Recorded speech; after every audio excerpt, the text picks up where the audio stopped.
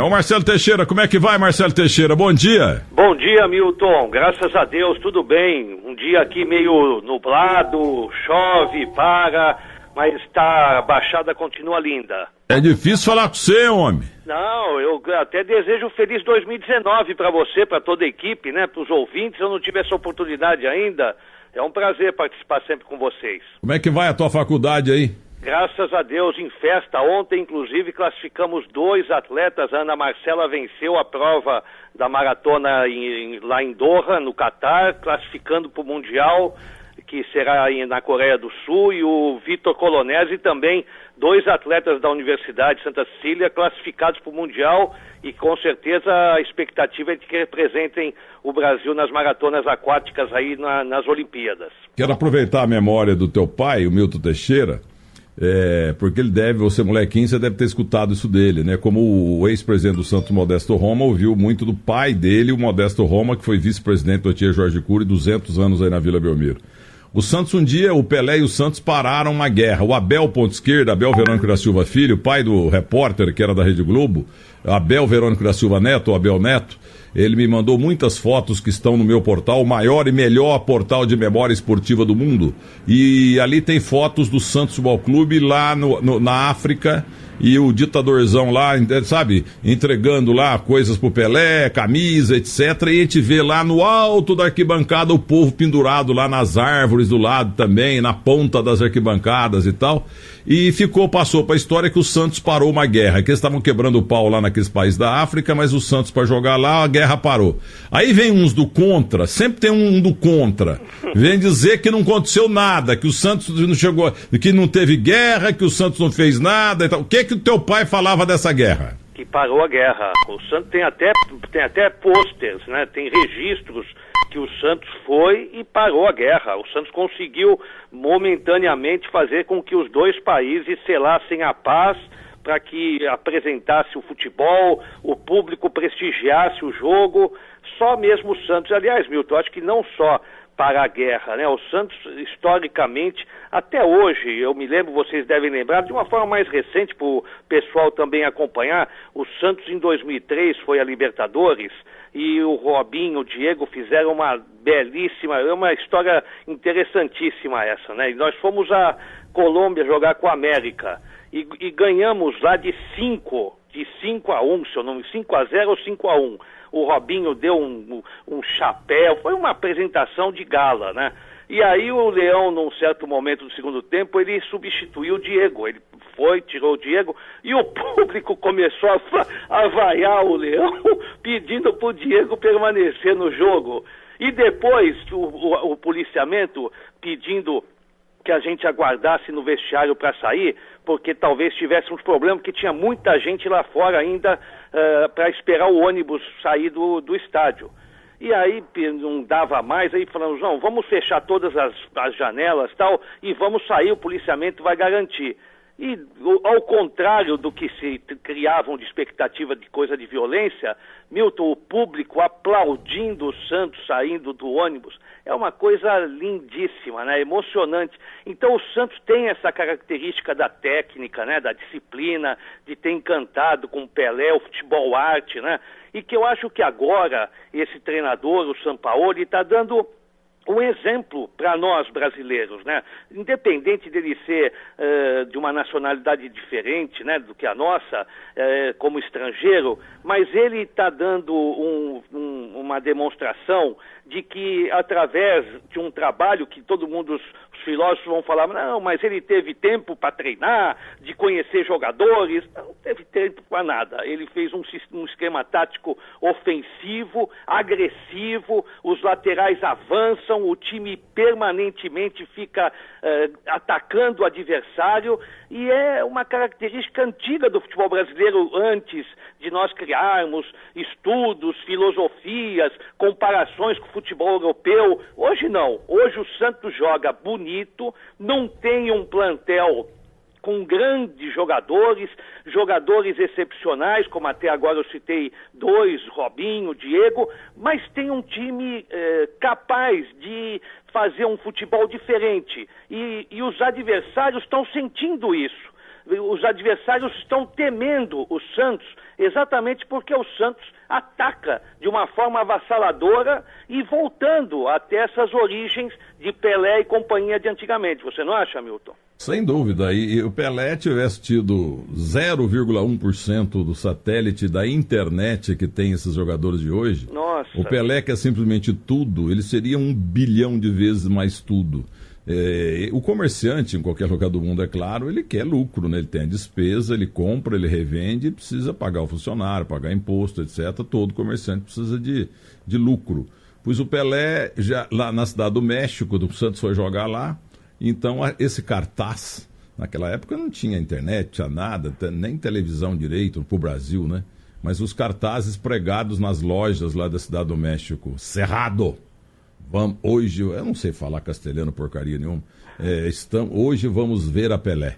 Ou seja, estamos fechados, loja fechada, porque hoje é dia de ver Pelé. Você já viu esse cartaz aí também, né? Pregado nas lojas, nas portas cerradas, fechadas lá da Cidade do México. Todo mundo já sabe. Os que queiram ignorar um fato desse é prejudicar a memória e a história, né? Que estão registradas, né, Milton? Agora, você falou do Diego, primeira vez que eu vi o Diego na vida, na Câmara Municipal de São Paulo, o nosso vereador, aliás, ele me deu o título de cidadão paulistano, uma grande honra, o Celso Jatene organizou uma recepção a você e ao Santos também, a ONG Vivo, que o Zé Carlos Pérez ele foi o fundador e eu fui o primeiro presidente de uma ONG de um time de futebol no mundo. E você compareceu e você levou alguns meninos. Isso mesmo. E você levou o Diego, pequenininho, quietinho, e Robinho, Magalinho, pequenininho e tal. Você lembra disso? Lembro disso. Foi na homenagem que o Celso Jatene prestou, juntamente com outros vereadores da Câmara, pelo aniversário do Santos. Então, foi legal aquilo. Agora, eu quero ver como é que está a situação agora na tua visão, né? Como é que está o negócio aí, o Zé Carlos Pérez, o Modesto Roma. É que todo mundo pegando terra arrasada, by Lauro e Odílio, entendeu? E meia culpa mais pela 1000ª vez. O André Nussbacher aqui está dizendo aqui, o iate precisa voltar, Marcelo Teixeira. Porque o meu mote no jogo aberto que eu apresentei nos 15 dias que precederam a eleição, me mandaram aqui uma camisa, né? Então era Lauro e Odílio e tal. Porque o Walter Schalke, um dos caras mais corretos e inteligentes que eu conheci na minha vida, me convenceu num jantar no Barbacoa que o Santos ia se transformar num Barcelona com os grandes empresários, né? Gente do Banco Itaú, do Banco Santander, das grandes empresas, grandes construtoras, etc. Estavam mesmo e elegeram contra você essa turma. Aí o que aconteceu? No entanto, ele ganhou o transatlântico que eu falei. O Marcelo Teixeira é um bom iate, sem dúvida alguma, mas esse esquema novo é um transatlântico. Só que nós botamos 2 esquetinos para conduzir o transatlântico do Santos e a coisa afundou. Então o Modesto Roma sofreu muito, o Zé Carlos Pérez está sofrendo também, e acho que ainda vai demorar, viu? Porque terra arrasada demora para jogar água, adubo lá, maná com adubando dá, entendeu?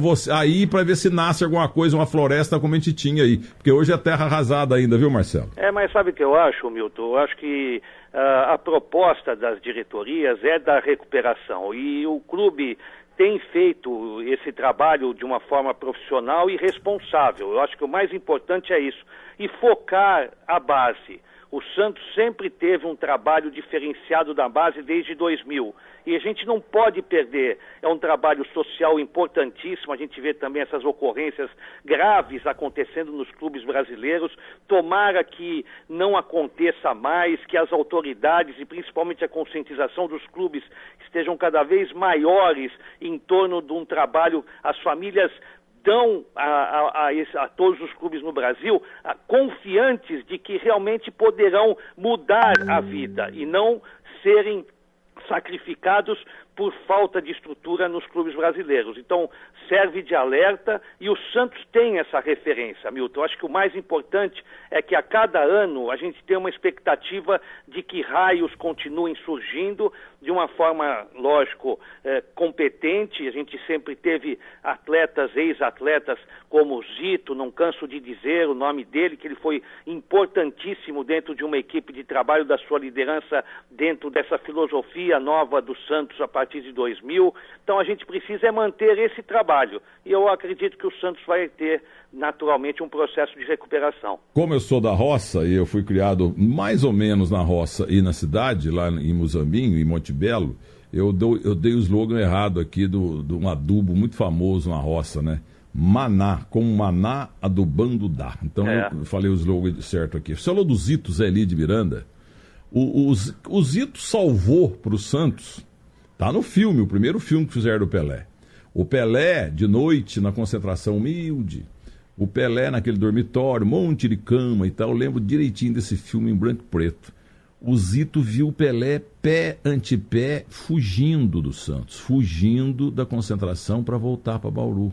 Eu, aqui em 72, eu estava fugindo também para Muzambinho, porque a minha rádio não pegava lá. Olha que cabeça, entendeu? Aí o Nicolau Onichini falou para mim, um cara de Muzambinho que trabalhava aqui na Líquido Gás, no Conjunto Nacional, onde hoje é a sede do Som, dos supermercados. Ele falou, tá bom, você pode voltar para Muzambinho sim. Ficou meia hora tentando me convencer para largar a mão. Volta para Muzambinho fazer o quê, rapaz? Você está aí numa grande rádio, fica aí, vai ver o que vai dar no futuro e tal. Aí ele não me convencia, eu falei que ia mesmo, ele pegou, fez a última pergunta. Agora só, então vai, mas me responda uma pergunta, o que você vai fazer lá? Ah, ele me encantou. Eu ia ser vagabundo, jogar sinuca, bará e ficar lá coçando o saco. Aí eu peguei e pensei comigo, então agora esperar o Nicolau esquecer, e vou esperar ficar uns 15 dias aqui, depois eu vou mesmo, porque eu não queria ficar aqui não, era um sofrimento desgraçado. Eu morava no porão, entendeu? Tinha que trabalhar das 6 da manhã até meia-noite. Tá? Mas depois esses 15 dias acabou virando 50 anos quase, entendeu? Que beleza, e nós ganhamos com isso, né? Graças a Deus, Deus foi muito bom pra mim, agora graças ao Santos, o que eu tenho é graças ao Santos. Você falou uma verdade. Agora fala do Zito, o Zito, o Pelé não ia fugir de volta de madrugada para Bauru? Eu vou te falar 3 fatores importantes. O Zito dentro de campo, um líder, um capitão, aquele que cobrava, comandava e dava um ritmo para o time de uma forma incrível, óbvio, com toda aquela orquestra que, afinada, destruía os adversários. Fora de campo, ele conseguia também, pelo seu respeito com a diretoria, ele fazia, Milton, você sabe, muitos ouvintes também devem saber, ele reivindicava e fazia o contrato dos jogadores junto à diretoria. Ele representava, hoje como tem empresário, tem isso, tem aquilo, ele ia com um prestígio, com o respeito que tinham com os dirigentes da época, e reivindicava os aumentos, os novos contratos, e os dirigentes, as diretorias faziam os novos contratos com os jogadores. E depois ainda de parar, você sabe disso, e você também agora ultimamente tem feito esse trabalho anonimamente, que é uma coisa muito bonita. Ele trabalhava para os ex-jogadores, ele lutava sempre pelos ex-jogadores, e em busca de ajuda, quer em hospitais, quer até em asilos, ia visitar esses jogadores, esses ex-jogadores, os atletas do passado. Ele brigava com o empresariado aqui local, e em São Paulo. O Zito realmente foi um homem e uma figura fantástica, não só na questão técnica, na questão de liderança dentro e fora de campo, mas humano, um homem realmente fantástico. É um caso raro, né? O Zito foi igual o Castilho no Fluminense, o Pepe no Santos, o Nilton Santos no Botafogo. Jogaram num time só. Agora, esse filme aí que eu citei, o primeiro que fizeram do Pelé, quem fugia, o ator que representou o Pelé foi o meu amigo Luiz Carlos, o Pelezinho, que era despachante no Detran. Ele morreu, ele jogou em Portugal também. Luiz Carlos de Freitas fez o primeiro gol lá do estádio Zé Lancha Filho, jogando pelo Corinthians, lá em Franca, jogou no Belenenses, e ele teve uma contusão gravíssima e teve que precocemente encerrar a carreira lá em Portugal. E veio ser despachante, até o despachante Feijão, que era o escritório dele na Avenida Angélica. E ele que era o ator Pelezinho no filme. Agora eu tô vendo que você não assistiu esse filme, porque esse é um fato histórico envolvendo o Zito. O Zito estava lá dormindo com aquelas olheiras dele, assim, ele acordou com o barulhinho que ele sentiu do que o Luiz Carlos Feijão Pelé estava fazendo. Ele com a malinha, aquela malinha vagabundinha, pequenininha e tal, Pelé pobre, e fugindo de Santos. Você não viu esse filme? Não vi, eu vou ver, vou assistir esse filme. Não cheguei a ver. Eu acho que se chama Isto é Pelé. Vou ler, vou ver. Até de uma forma curiosa, Hamilton, para os ouvintes. Desculpa, e o Zito fazendo o papel do Zito mesmo. E o Pelé era representado pelo Luiz Carlos Feijão. Vou assistir. Eu gostaria até que você, com uma oportunidade futura, entrevistasse, ouvisse, desse um depoimento do que significa o Zito na família, entrevistar os pais do Robinho, entrevistar o pai do Neymar, entrevistar o pai do Diego, o que significa o Zito na vida desses meninos. Mas pera, eu vou te interromper, era a próxima pergunta, você me desculpa, porque o Zito desse filme me emocionou. Foi até um rapaz chamado Dowser, lá de Muzambinho, que estava em Santos, e tinha um irmão dele. Ah, rapaz, esqueci o nome, é tudo com D, os irmãos todos, era Dalton, Dowser e outros, esqueci. E ele conseguiu uma fita, entendeu? E levou lá para Minas e a gente assistiu aquilo lá, entendeu? Então eu vi o Zito representando ali, né, como ator, ele estava meio que dormindo naquele dormitório comprido do Santos, humilde na época, e aí viu o Pelé furtivamente fugindo para voltar para Bauru. E então é sobre isso mesmo, porque não foi só o Pelé, o Zito segurou aí também Neymar e o Robinho, não é isso? Gerações. O Zito, a nossa administração, modéstia à parte, Milton, você lembra, nós fizemos agora o lançamento do livro, né, das arquibancadas à presidência, que é uma autobiografia nossa, né, sobre a minha vida. Mostrei esportiva. Na TV aqui na Band e na rádio também. Exato. E aí nós reunimos várias das gerações aqui, não só de 2002. Muitos jogadores do passado, do presente, vieram e participaram do lançamento. Os depoimentos são incríveis, porque o Santos, não é só desses jogadores que deram certo, né, Milton? Porque tem muitos jogadores que não chegaram à Europa, não chegaram a serem estrelas, mas eles são muito, mas muito gratos a nós. Exatamente por quê? Porque nós conseguimos transformar a vida deles. Nós fizemos com que todos os sonhos deles, das famílias, independente do que eles tenham hoje financeiramente, mas eles estão realizados. Você vê o Baiano, lembra do lateral direito, o Baiano? Contou a história, sim, aqui. Lindo, depoimentos lindos, emocionantes. O Baiano foi tirado lá da favela pelo Zito e ele tentou mais tarde suicidar, né? Porque ele vendia quinquilharias nas ruas de Santos e um dia a polícia veio e prendeu tudo, né? Porque não tinha nada, tinha nota. Aí veio um ônibus, ele se jogou debaixo do ônibus e não morreu. Isso mesmo, é lindo, são histórias lindas. Então, o que acontece no Santos, que é um segredo que a gente vai contar hoje?